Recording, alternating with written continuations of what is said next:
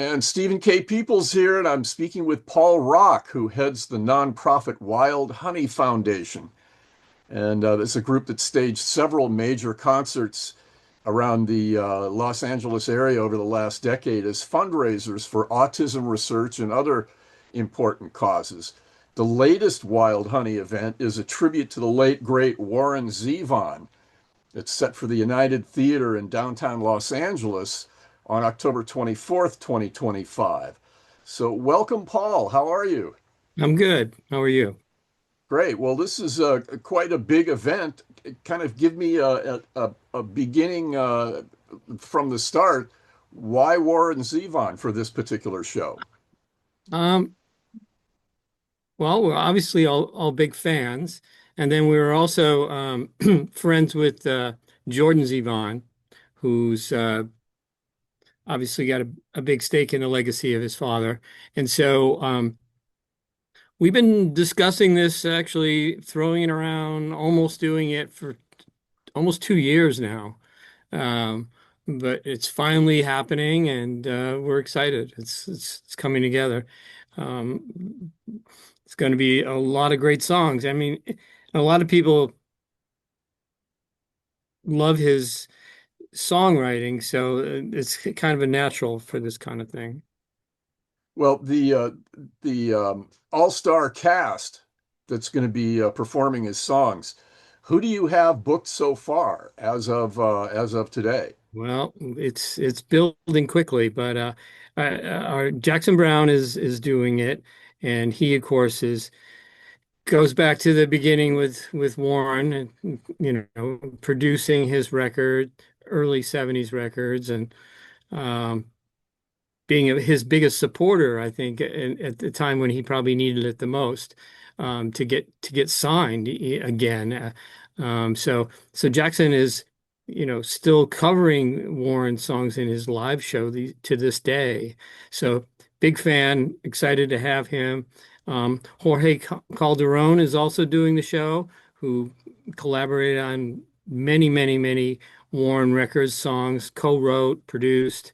Um, and you have to do a show with him if you're going to do a Warren show. Yeah. So, and it's just essential. And and then we've got a lot of the people that we usually have, plus other new faces. Susan Cowsill, Stephen Wynn of the Dream Syndicate, Marshall Crenshaw. We got Fountains of Wayne coming back, in kind of their newest incarnation. We just trying so many people so far. Eleni Mandell, um, just Lee Sklar I saw was Lee, yeah, and a lot of the original players. right. Lee Sklar, Bob Glaub, um, Phil Cody, uh, um, and Matt Cartsonis. He's also doing it, and so all people who played with Warren, and knew him really well. So we've got that contingent. And then we've also got a lot of the Wild Honey people, new and old, that are do our shows regularly. Yeah. Under the direction of the great Rob Loffer. Yes, and Jordan Summers, who's also stepped up to co-lead the orchestra for this one. Great, And great. Well, you so mentioned the material. There's certainly no dearth of material. Uh, I think there was a number of about 25 songs listed in the early press material. yeah, it's Pretty that's always a healthy. That's a pretty um, healthy dose of oh, it'll be at least that. It'll be at least 25. It gets a little crazy because you have the songs you want to do, and those usually get done. But then there's also songs that you didn't really think about, but one of your guest singers has really got a thing for, and so that ends up being added to the mix. So um, usually 25 or 30 goes to 35 or 40. right. Typically. Well, Lovin' Spoonful, 40 songs. it's always a marathon. The house has to kick you guys out, basically. Usually, yeah. We have never not had to pay overtime. So, Well, now you have a unique way to help defray expenses for the some of the artists who are coming in from out of town and need lodging and food and so forth. And so Yeah. the Wild Honey Orchestra has a kind of a unique way to let fans participate, but also to help cover those expenses. Why don't you explain how that works? Yeah, there's a couple of things that we're doing. One, we have who really are big fans to get in early on the pre-sale instead of just handing it out to everybody and then really not being that special like your typical ticket sale these days. People had to donate to the foundation to get in early, and it was a $20 donation minimum. And that was very successful. We've already done that complete. And also, people can donate to be a fly on the wall at the dress rehearsals. And that's the 2 days before the show. And so they can come and be just kind of hang out with the other people who aren't performing at that moment um, in the theater. And it's a very select group, 25 to 50 people. And that raises money for all the different things. I mean, obviously, we don't have any corporate sponsors, so um, it costs money to do the theater. It costs money to bring people in, obviously feed them and other things. And so we're able to defray a good part of the cost that way. Not all of it, but a good part. And there's a change of venue this time. Most of the shows in past years have been at the Alex in Glendale, and this one is at the United on Broadway and in downtown L.A. Tell us a Yeah. little bit about the venue change and what's happening with the Well, there's a couple of factors there. One, the Alex it's a good venue and we enjoyed being there. But people wanted to move out. And so we looked at the Alex for this show, and we the extra seats. They were very similar in terms of the financials, but the United has an extra 300 seats. So hopefully we'll fill them and it'll be worth the gamble there. So. well That's the it. But they're pre-show. both great old movie theaters. So Do you know with big, anything about the history of the United? not that I know of. I mean, the only history that I have there that made me kind of feel comfortable about switching was that I recently co-produced a fire aid benefit with Alex Jules over there in March. And so we got a feel for the people and the whole layout and of course it's a great old theater, you know, so What's the capacity? 1600 and more. And the Alex is like 1350 and it's I think this United 1650, I think. Right, right. So this So, year's this show will benefit a few different nonprofits. Tell us who the beneficiaries are for this yeah. show. Yeah, we're doing it with the Zevon family. We're very close to the asbestos disease awareness organization. And of course, Warren died of asbestos related disease. So obviously it's a close tie there for them. And it's a very emotional connection. And also we're keeping up our connection. Um, the Ed Asner Family Center in the Valley, in the San Fernando Valley, is also going to benefit. And uh, they do all kinds of programs for um, autism families, neurodivergent families, just and all kinds of different things to help socialization and all kinds of things for kids and families. And they're really nice people. So we decided to go a little more local with the autism beneficiary this time. Gotcha, gotcha. Well, just a couple more questions. Ticket Hmm. information. How do people tickets for this fabulous show? Well, they can go to axis.com and search Zevon, and it'll go right to it. There's Very only good. one Zevon event, That and can't be hard to find. no, it's as long as you go to axs.com, you'll find it. Very good. Very good. And how do people find out more about the Wild Honey organization, Well, they can go Wild to Honey Foundation? wildhoneyfoundation.com, or they can go to my Facebook page. Well, actually, there's two pages. There's a page and there's a group, and the group is more active. So the Wild Honey Facebook group is very. You'll get a lot of information. I'm there all the time. So Right. And that was Wild Honey Organization.com. well, the I'm sorry, the website website. is wildhoneyfoundation.com. Right, Yeah, wildhoneyfoundation.com. Okay. Very good. Well, Paul, thanks very much. It's going to be a sure. great show, and I can't imagine that it won't sell out. So Yeah, we're a little past halfway there already. So very good. just a few days in. So Well, carry on, and thank you. Thanks thanks for very doing it. much for your time. Yep, you're welcome. Bye-bye. Bye. Okay, we're done. Thank you so much, Paul. Sure, sure. Yeah, everything, it's always it's a little crazy when you have multiple people inviting multiple people. So, so we're working on a bunch of people that hopefully we can announce at some point. Right, right. More to You come. know, More to come. yeah, I think Bonnie Raitt is on the possible list.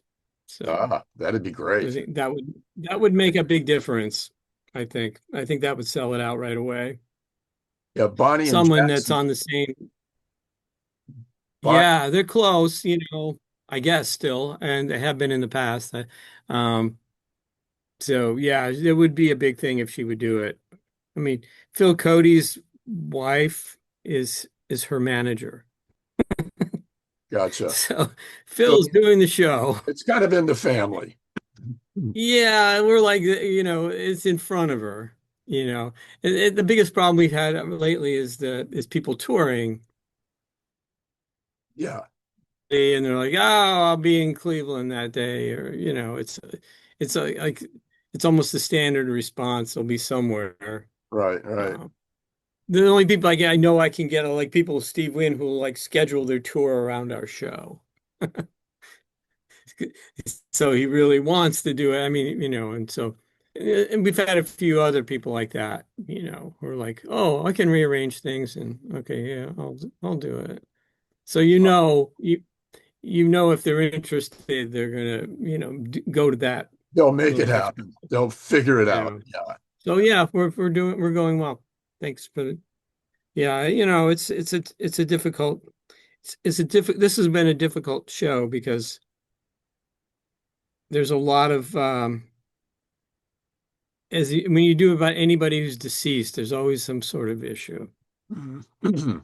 Well, You tell know, tell me about it. What's well, well, and in fact, we didn't touch on the Rock and Roll Hall of Fame induction that's coming up, and this is I mean, there's a big chip on the Zevon shoulder, obviously, collectively, the Zevon family over the Rock and Roll Hall of Fame and just in general. And plus, when you have a difficult person pass away, they kind of leave behind a little bit of an uncertain legacy with the people they knew.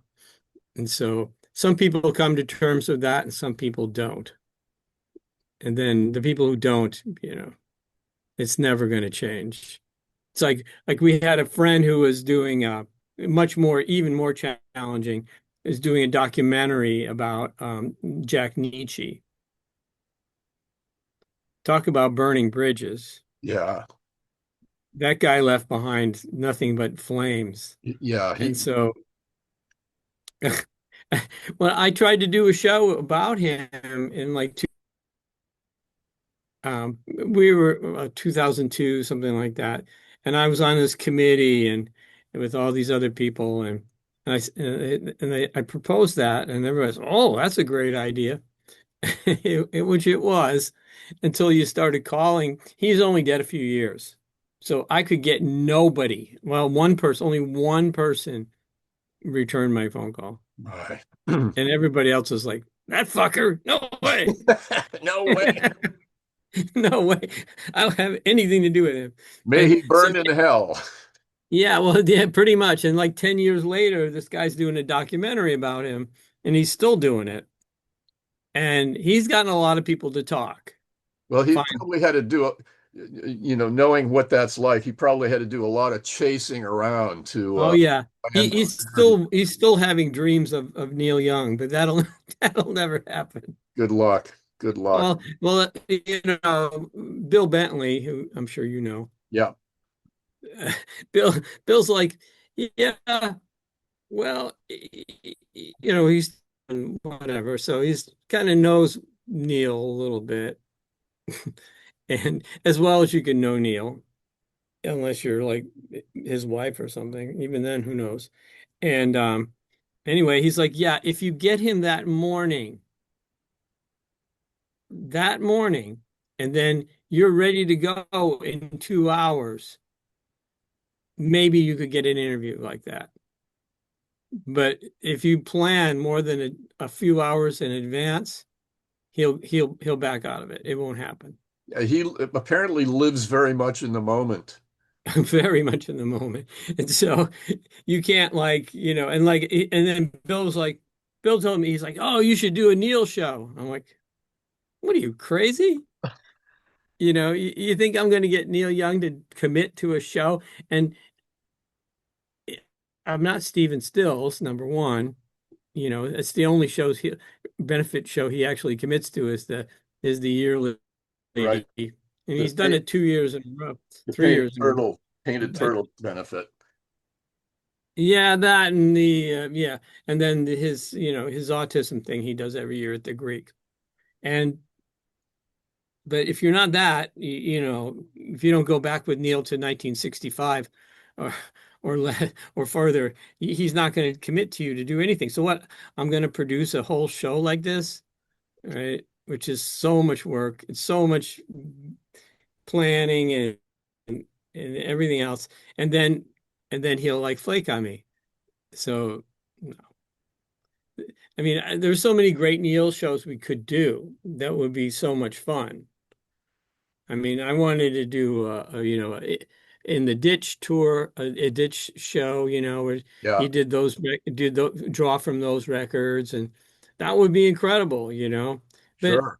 and we could do probably without him, it would be fantastically popular as well, but it wouldn't be the same. No. Yeah, everybody, where's Neil? Where's Neil? Because they know he's around. It's not like you're doing a Paul McCartney thing and no one's expecting Paul to be there. Yeah. Well, Nobody. obviously you if you did stage it without him, you would hope that at some point he would get wind of it and be Oh, enthused, he'd get wind of it. find out to the extent that he would want to participate. Yeah. Yeah, he would get wind of it, no doubt. We Yeah. know so many people that are in I know this woman Bonnie who's worked with him forever. I used to work for her back when I first came to LA. When I worked for a distrib she was my distributor at one of my she worked at that distributor Sounds Good. I don't know if you remember. They Is were it like an indie like a distributor out of the South Bay, okay? and then they got bought by Enigma, and they had the label Chameleon, and so I worked at Aaron's, and so she would be trying to sell me all the time, and then she tried to get me to work for her for a while. I did it for 2 days, and I was like, I'm not fucking cold calling people from El Segundo every day.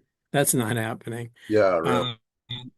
Um, Sitting in a some dank office when I could be in Melrose, working for much less money, but enjoying it a lot more at Aaron's. Yeah, or on the beach. Yeah, or somewhere, you know. And so anyway, Bonnie, she's worked for Neil for like, I don't know, 35 years, 40 years. But she again, she can't help you. Yeah. No, it's completely up to him. Yeah, it's because like you can maybe get the word, and you know, and then he would be aware. But so the Zevon show has been, you know, an adventure for sure. I think it's going to be great. You know, everybody's excited, and but getting everybody on board was like tricky. I think we canceled it like 3 times already. Really? Yeah. What you just like threw up your hands? Yeah, I like they're like, oh yeah, I'm like, they're like people, they're like, oh yeah, we're doing this and this, and then the day would come, and I'm like, okay, now's the time. Either we have to do it now or we don't do it, and so I would say, okay, we're not doing it. And so like, we didn't get, you know, we didn't get as far as we got as far as like thinking about announcing it, and then when nothing would happen, I would be like, okay, maybe not. So, but finally we got Jackson, and then it became very real. I think from there that was kind of like the hump that you had to get over. Yeah, without doing, I wasn't going to do it without Jackson. I Yeah, was like, this is, you know, one, I wasn't going to book a bigger place to do it without Jackson. I mean, we're not dealing with the Beatles here, where you know you can. I can do any Beatles show anytime, any place. It doesn't matter how big the venue. You know, because they just sell. It's like shooting fish in a barrel. And the other because people know we do good ones. right. You know, anybody went to the White Album show, you know, knows that. And so, but I refuse to do any Beatles shows. It's like too easy. Plus, everybody already knows the songs. Yeah, yeah. I mean, Becomes a big sing along. it's yeah, and it's not a challenge for the musicians. I mean, it's like they just phone it in, you know. I mean, to different degrees, and it's like so then when I do something that people like, they've never played Zevon songs. Okay, they have to fucking learn them, and then they get into it and they realize, oh, this is cool, and then you know, and that's kind of the process, you know. I mean, like the Spoonful show was like that, Yeah, like about 50% songs and the band, you know, and then all the singers, most of them knew, but the actual core band, they didn't all know the songs, and but once they knew them, they were really on board, and well, everybody really took it as there are the far obvious as ones, and they. then there's the deeper catalog, and once they get into the deeper catalog and maybe things that they weren't Oh familiar yeah, with well, before. even the Buffalo Springfield was the same way. Yeah, Yeah, Buffalo Springfield was the same way. People didn't know, you know, any of those songs. Um, People know more deep kink songs, so that wasn't as big a thing. I mean, there was more people who knew the deeper kink songs that we were doing because they inspire more of a fanatical musician following of people who have just listened to every single note right. and know it. I mean, not as bad as the Beatles, but uh, but pretty good, you know. And then was I think the biggest revelation for people, um, for the musicians, for the people in the band. You know. So, and then of course, then they got the double pleasure of having John Sebastian there for 30 songs on stage. That was terrific, I'll tell you. So that was a huge for me. I mean, so it turns out, you know, he was also doing it. Not only is he having fun and doing it, but he also, you know, they were filming. We were filming. And so we filmed that whole show, obviously, like we always do, Yeah. but we gave them the footage. And they are using it to make a documentary about John's life. And so that will be appearing someday. Oh, great. You know, they have the rights, so it'll be easier. And so like those songs are never, most of them aren't on film anywhere. Right, right. Yeah, they So never did videos for a lot of that stuff. maybe five, maybe 6 songs total that you Yeah, can get like a hullabaloo or but you can't. actually get a live performance. I mean, there's maybe one or two actual where they're actually playing on those shows. Yeah, they weren't lip syncing. Yeah, so mostly lip syncing, that's all they've got. They've got Yeah, those videos. So now they have 30 or 40 songs done with John on stage. Well, 30 of them were done with John on stage. So they can use that and show people all this material. So I'm excited about that. that's So great. Any ETA on that? You don't. nah, I keep bugging them. About every 3 months, I go, hey, how's that documentary going? Well, I gotta. Well, while we have a couple of minutes, please Yeah. update us on how Jacob's doing. He's working on yet another symphony or opera, Yes. or what's he working on right now? A rock musical. Yeah. It's called Happy Love, and he's got everything. He's done some typing, maybe a couple of songs, and it's based on musically based on Paul Simon's Rhythm of the Saints. That's kind of his starting point, Gotcha. and so that's what he's been working on. Plus, he's got two others apparently, but he has not typed on those. Now, you Um, took him to see Paul and also, Simon recently in Los Angeles, right? oh yeah, So that yeah, was yeah. He obviously was inspirational, yeah. well beyond exciting to him. So exciting that um, he got a little sensory overload.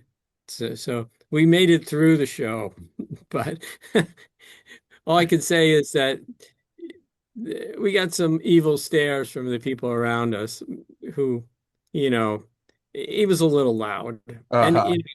and it's it was at Disney, you know, and if you sneeze at Disney, they get people 3,000 is 3,000 people. Every single person in that audience can hear you sneeze. Yeah, yeah. And so everything he did was reverberating throughout the Disney Hall. So Oh, that was a little rough.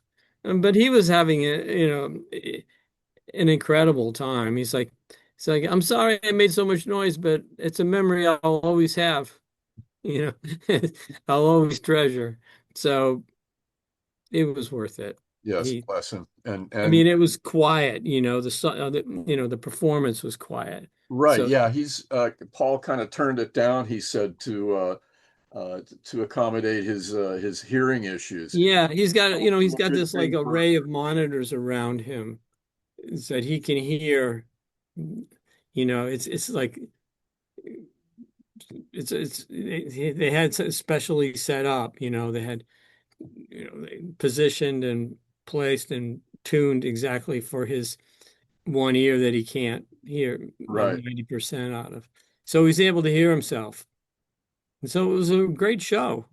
Well, it's remarkable and a testament to his carrying on even when he's not 100%. Oh yeah, and plus he had back surgery 3 days before the show. Right? And we're like, oh, they're going to be canceling this. It's like, there's no way he's going to be there.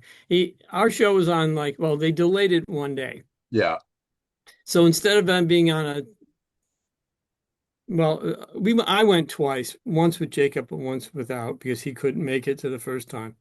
And I went on Tuesday and then Wednesday, the Tuesday in Long Beach, and then it turns out he would have been better off going to the Long Beach show It, because it was a different kind of crowd and also it's a different kind of venue and we had people behind us who were just the most obnoxious and loud. And and so Jacob would have been like, he would have been it would have been they wouldn't have noticed him. not at all. Yeah. Not at all.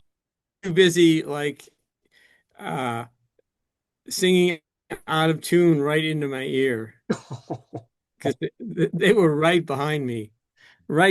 Not just Well, like someone noisy behind you, like right in the seats right behind me. it's good you So saw the other. It's good you saw the other show then, I guess. yeah, well, I got to hear all different aspects of the experience.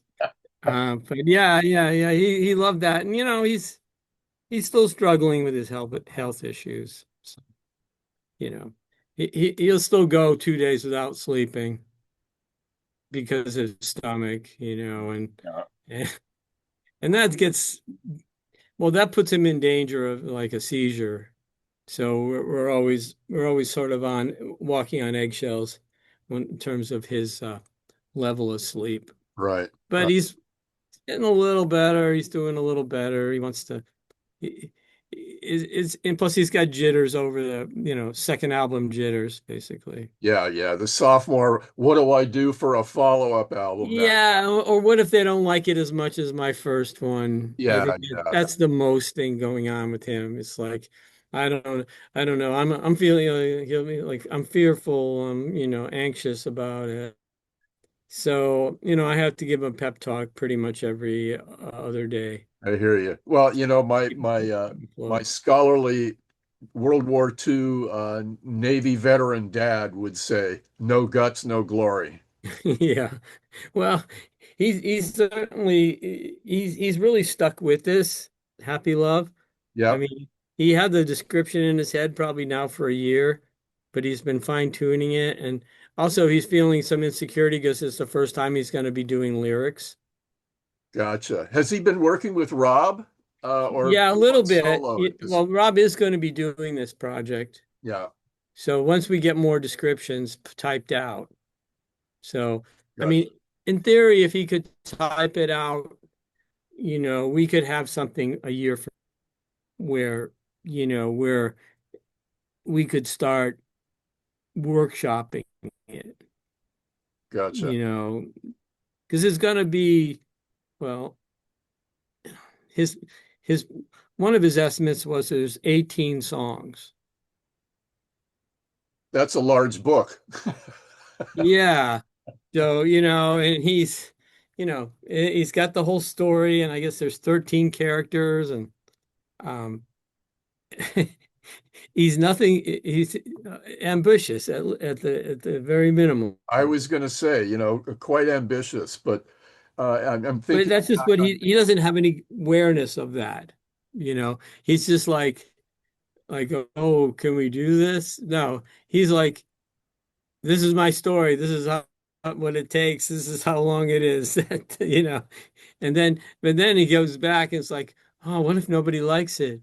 And so that's why he's had, some sort of he didn't have that the first time around because he didn't think it maybe even would ever get any further than his head. well, I you mean, just have to remind him of what the room felt like at the end of the performance and how yeah, yeah. the conductor was just drenched in sweat and he raised the book over his head and there was Yeah, just this right. massive standing ovation not only from the audience but also Yeah. from the performers. Yeah, they had a good time. The kids had really enjoyed doing the thing. And the people who performed it in Colombia also had a really good time doing it. So yeah, it's definitely a pleasing thing. And also the standing ovation went on for like about 15 minutes, Pretty amazing. here. So Now yeah, I was you filmed stunned. that, right? So what's going to happen Oh with yeah. the Yeah. film of that? It's available on YouTube. People can watch Unforgettable it. Sunrise Yeah. is the name of the Yeah. performance. Yeah, it's available. Actually, also a good part of the most of the Columbia performance is also up, Right, great. which they filmed and they live streamed. We got to. Now, just for the sake of discussion, how can you compare the performances between the original and the She one heard that's about the original. She had read the L.A. Times article, and she decided that she wanted her symphony to perform it, and so eventually they did. It took them about a year, but yeah. they got it. So, and then he's also they got a movie. We have a movie that's being made about his life. Tell me about that.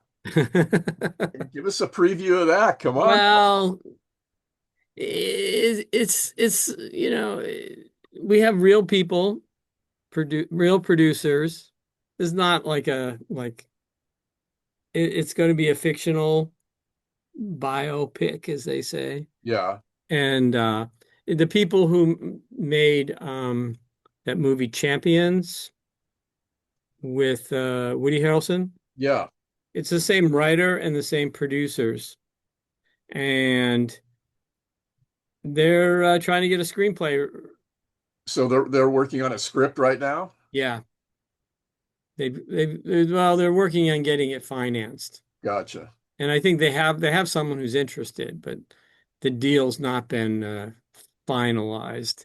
And Right. they were, and then they have to get our life rights, and they have to be actually willing to actually pay for them because we're not going to give it away. Yeah, no, when they want rights to your story forever in perpetuity and all manner of Yeah. Oh, platforms and the music. existing and to come, then yeah, you got to make sure you get a good. Yeah, and the music, and throw in the music. I'm like, nah, I don't think so. Because the thing that's really unique about this project is that the symphony itself is the soundtrack. I mean, it's every mo like you could take any moment in his life you're going to dramatize, and there's a matching moment in the symphony. Yeah, And so you're really buying, not only buying, you're buying the story, but you're buying the soundtrack, right. and you're buying, and so it's a lot more like, you know, so anyway, we're kind of in the middle of like making these people realize that that's the way it's going to be, or I personally don't care if we actually get it made into a film. Right. I mean, it would be nice because it would be good for him to get sort of that global awareness that comes with releasing a major motion picture. I mean, it's not going to make him rich itself, but it would make him known, Yes. even beyond the CBS Sunday Morning News. And I think it would open a lot of doors for whatever he wants to do in the future. yeah, so I mean, it has to be done well though, because if it's not done well, then you might as well not even do it, Yeah, exactly. because then it'll be just a movie that no one even watched. Right, right. It's like, oh, that I heard that sucked, and it's and it's no one gets to see it. So Well, Paul, thanks so much. I sure. appreciate the not only the interview about the Zevon show, but the postscript catch up was Yeah, very yeah, it's yeah. always it's always an adventure around here, you So know. I hope to see you All guys right. at the rehearsals and Yeah, yeah, yeah, we'll work all that out. okay, Yeah, fabulous. sounds Best to good. you and Jacob, and we'll see you shortly. Yes. All right. Take care. Okay, you too.